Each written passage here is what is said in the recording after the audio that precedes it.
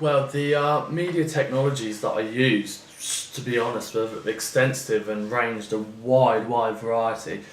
To begin with, blogging, extensively used. It was an aspect of production that I really enjoyed doing. Constantly updating, allowing for my journey through from the whole production, from the beginning to the end, it showed it as a journey, as well as my thought processes to be shown. And it kept track of all of this in one place that could be easily referred to. Um, it allowed me to work with new technologies that I hadn't before, such as SoundCloud, which was a piece of software that you download to put the song on the blog, basically. Um, Uploading videos and images allowed for analysis and evaluating pieces of work to be done in an easily and showcaseable way, as well as having again a reference point to work from when study was needed, and to flick from one video to another, it's just all there, which makes it easily accessible once again. It allowed for me personally organisation to be kept under control, and it allowed for my work to be maintained to a high standard. Showcasing images, videos, allowed for visual examples to be given, which enhanced the explaining capabilities that we had and made the research side of things a whole lot easier. I feel that on a scale of everything, it made and allowed for my work to be enhanced overall, to be honest. It allowed for ideas and work to be done and recorded and remembered, which without the blog may never have been recorded or put down anywhere.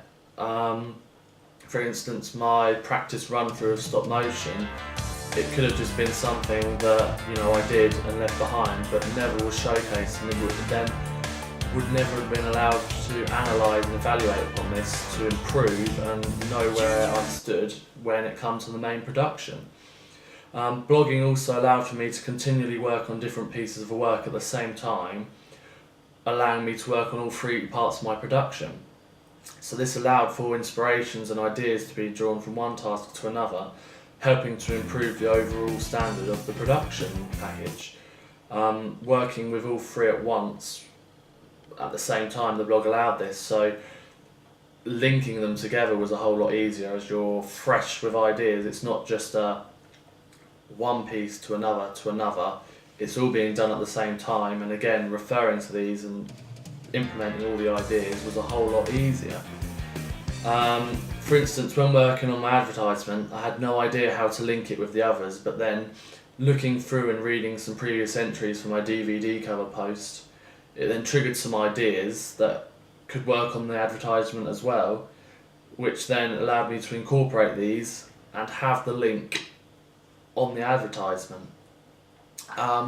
As I said, it's a great reference point. When it comes to this evaluation stage, it allowed for me to refer to and remember these research stages of the task, which, to be honest, I would have forgotten about as it was a long time ago.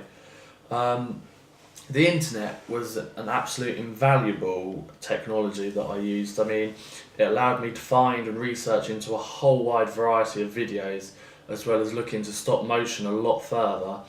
Numerous sites were available, as well as research again further into the stop motion directors, which again without this wouldn't have been possible.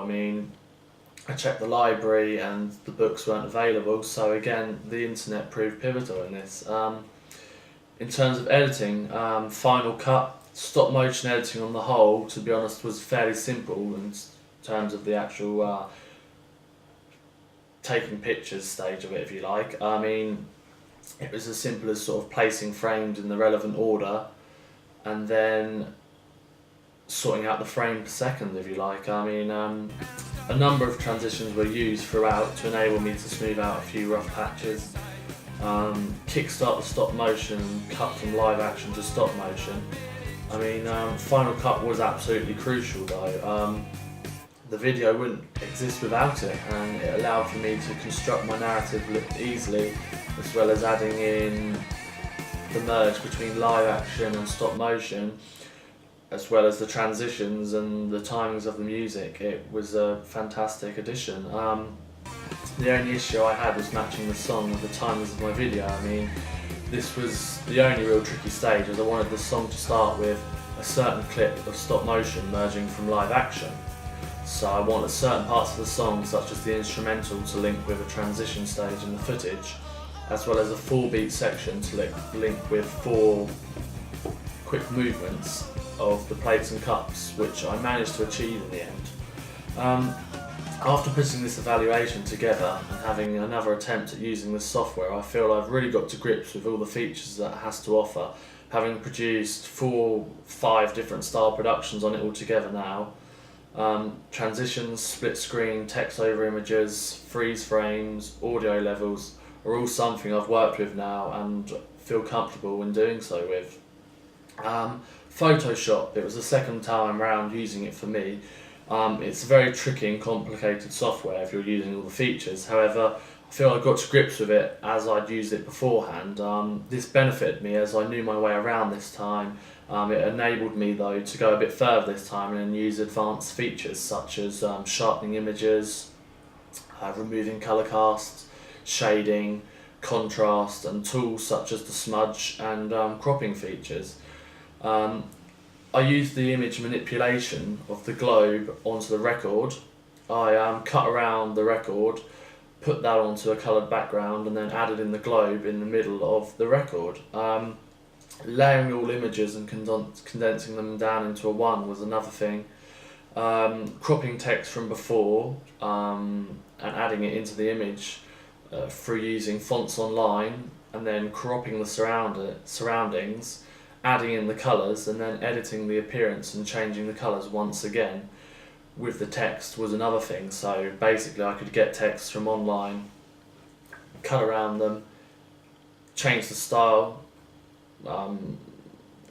positioning, as well as editing the colour of it, and then just adding it in, so going that step further and being more advanced with the work. Embossing text, it give the impression of texture, tiles. Again, I used the Photoshop for evaluation, such as circling features on the images I've used, and again cropping images. Live type allowed me to create fonts that move and certain colours that you require. Exporting files into different software and then adding into Final Cut to get a much more advanced and better looking text. Without the digital technology on offer, this would have been impossible for me to produce the production package that I have.